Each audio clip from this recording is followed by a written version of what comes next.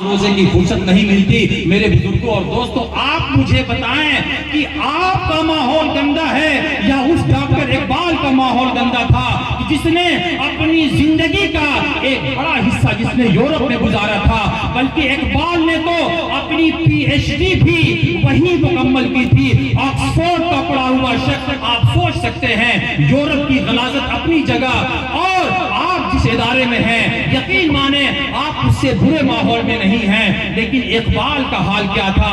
اقبال کی یہ بات ہمارے اور آپ کے لیے عبرت کا نمونہ ہے۔ اقبال کہتا ہے کہ زمستانی ہواؤں میں تھی وہ شمشیر کی تیزی، نہ چھوٹے مجھ سے لندن میں بھی آداب سحر خیزی۔ اقبال ہم سے مخاطب ہو کر کہتا ہے، اے نوجوان، کالج جا کر تو نے اپنی نماز چھوڑ دی، ہندوستان کے ماحول میں رہ کر تجھے روزے سے کوئی سروکار نہیں رہا، تو نے اپنے ایمان اور عقیدے سے سودا کر لیا ہے۔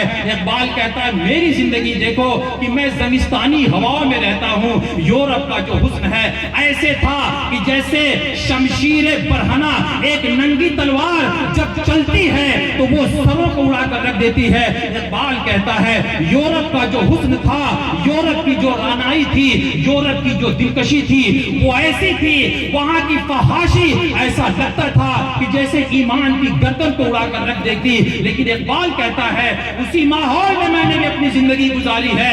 اے نوجوان، تجھے کالج کا ماحول نماز سے روک رہا ہے، دیکھ میں یورپ کی جو فحاشی ہے اس کے درمیان میں رہتا ہوں، اور پنج وقتہ نماز تو اپنی جگہ ہے۔ اقبال کا حال یہ ہے کہ راتوں میں اٹھ کر دعا اور مناجات یہ بھی اقبال نے کبھی نہیں چھوڑا، اور راتوں میں اٹھ کر تہجد گزاری یہ بھی اقبال کا ہمیشہ کا معمول رہا ہے۔ پتہ کیا چلا؟ اگر ہم خود کو بچانا چاہیں یورپ کے گندے ماحول میں رہ کر بھی ہم اپنے ایمان اور عقیدے کی، اپنے روزے اور نماز کی حفاظت کر سکتے ہیں، اور اگر برباد ہونا چاہیں اپنے گھر کی چہار دیواری میں رہ کر بھی ہم اپنے ایمان اور عقیدے سے ہاتھ دھو بیٹھ سکتے ہیں۔ یہی اقبال تھا۔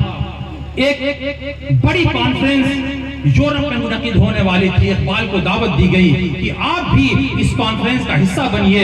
اقبال نے دعوت قبول کر لیا۔ اس کے بعد بھی اقبال سے کہا گیا کہ آپ ساتھ میں اپنی اہلیہ کو بھی لے کر آئیے گا۔ جب اقبال نے یہ بات سنی، میری بہنیں، میری بیٹیاں اس بات کو سنیں، اقبال نے جب سنا کہ ان سے فرمائش کی گئی کہ آپ اپنی مس کو بھی ساتھ لے کر آئیے گا، اقبال نے کہا کہ تم یہ سمجھتے ہو کہ اقبال نے اپنی زندگی کا ایک بڑا حصہ یورپ میں گزارا ہے تو اقبال بے غیرت ہو گیا ہے؟ یاد رکھنا، اقبال گنہگار ضرور ہے لیکن اقبال بے غیرت نہیں ہوا ہے۔ ارے یہ جو بیویاں ہوتی ہیں یہ چراغ خانہ، یہ چراغ محفل نہیں ہے، یہ سبھا کی پری نہیں ہے، یہ غیروں کے دکھانے کے لیے نہیں ہوتی، یہ اپنے شوہروں کی آنکھوں کی ٹھنڈک ہوا کرتی ہے۔ آج میرج ہالوں کے اندر جو فحاشیاں یورپ سے ہم امپورٹ کر رہے ہیں، یہ واقعہ ہمارے لیے چشم عبرت ہے۔ دھیرے دھیرے یورپ کی غلاظتوں کی طرف ہم بھی اٹھتے چلے جا رہے ہیں۔ اقبال کو پڑھیے، اقبال کی زندگی میں ہمارے لیے بہت سے نمونے ہیں۔ یہی اقبال جب اپنے بیٹے جاوید کو یورپ پڑھنے کے لیے بھیجتا ہے، میرے قوم کے نوجوانوں سنو، اقبال جب اپنے بیٹے کو یورپ پڑھنے کے لیے بھیجتا ہے تو ساتھ میں کہتا ہے جاوید یاد رکھنا، اپنے ایمان اور عقیدے سے کوئی سمجھوتا مت کرنا، اپنے اخلاق اور کردار کی حفاظت کرنا۔ بیٹا بھی تو اقبال کا تھا، وہ کہنے لگا ابو پہلے تو آپ نے مجھے غلاظت کے ڈھیر پر پھینک دیا ہے، اب آپ کہتے ہیں کہ جاوید اپنے ایمان اور عقیدے کی حفاظت کرنا۔ اقبال نے پھر جواب لکھا اور کہا بیٹا ہیرا وہی ہوتا ہے کہ جو غلاظت میں رہ کر، گندگی میں رہ کر بھی اپنی چمک کو ضائع نہیں کرتا۔ تو آج کا ہمارا جو نوجوان ہے وہ بھی ذرا سوچے، موازنہ کرے کہ ہندوستان کے کالجز کا ماحول ابھی یورپ سے برا اور یورپ سے گندا نہیں ہوا ہے۔ آج ہمیں اپنی ذہنیت کو، اپنی مینٹالٹی کو آج بدلنے کی ضرورت ہے۔ عزیزان ملت اسلامیہ، اسی لیے ہمیں چاہیے کہ آج ہمارا جو نوجوان ہے وہ اہل علم سے اپنا تعلق اور اپنا رشتہ قائم کر کے رکھے۔ تھے, किसी बुजुर्ग से पूछा गया, आखिरी बात कहके मैं आपसे गुजर जाता हूँ, किसी बुजुर्ग से ये पूछा गया था कि ये बताएं कि एक काफिर और एक मोमिन के अंदर फर्क क्या होता है. बुजुर्गों की बातें, चूंकि बातों की बुजुर्ग हुआ करती हैं, थोड़े लफ्जों में वो बड़ी बातें कर दिया करते हैं. जब उस बुजुर्ग से पूछा गया कि ये बताएं एक मोमिन और एक काफिर के अंदर फर्क क्या है, तो उस बुजुर्ग ने जो बात कही उसे आप अपने पल्ले बांध लें. वो बुजुर्ग कहने लगे कि काफिर वो होता है जो अपनी मर्जी का मालिक बना फिरता है. काफिर वो होता है जो अपनी मर्जी का मालिक बना फिरता है. फिर उन्होंने आयत करीमा पढ़ी,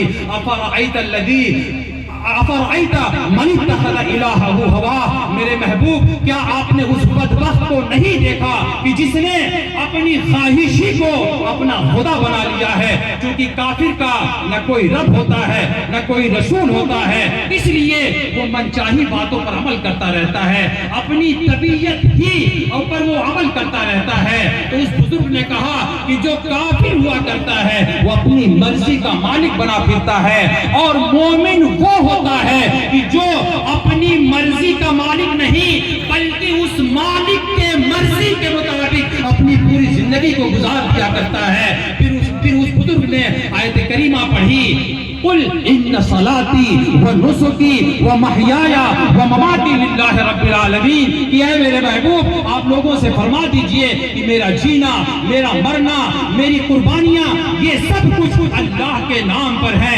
गोया कि ये मिजाज दिया गया, उस बुजुर्ग ने हमें ये सबक दिया कि हम अपनी जिंदगियों का जायजा लें कि हम अपनी मर्जी के मुताबिक जिंदगी गुजार रहे हैं या उस मालिक की मर्जी के मुताबिक हमारी जिंदगियां गुजर रही हैं. सरवरे कौनैन सल्लल्लाहु अलैहि वसल्लम ने कितनी खूबसूरत बात फरमाई थी, ला युमिनु अहदुकुम हत्ता यकूना हवाहु तबअन लिमा जितु बि. कोई उस वक्त तक मुसलमान हो ही नहीं सकता जब तक वो अपनी तबीयत को मेरी शरीयत के खूंटे से न बांध दे.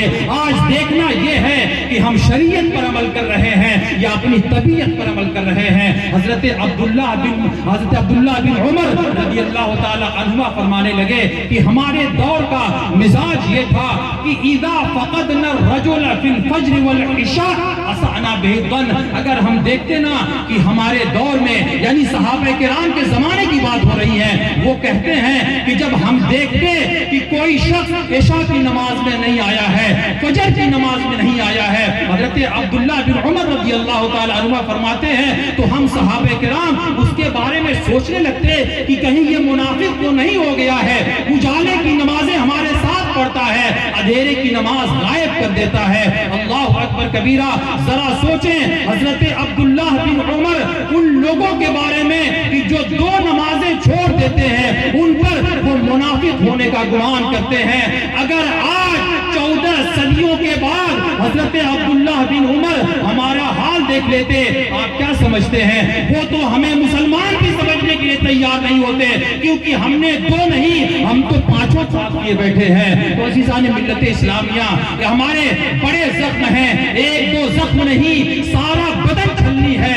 जख्म बेचारा परेशान है, कहां से उठे. अल्लाह की बारगाह में दुआ है कि परवरदिगार आलम हमें शरीयत के मुताबिक जिंदगी गुजारने की तौफीक फरमाए. परवरदिगार आलम हमें अपनी मर्जी के मुताबिक जिंदगी गुजारने की तौफीक अता फरमाए और अपनी मर्जी का मालिक बनने के हर एक लम्हे से परवरदिगार आलम हम तमाम अहबाब की हिफाजत फरमाए. वमा अलैना इल्लल बलागुल मुबीन. वस्सलामु अलैकुम व रहमतुल्लाह.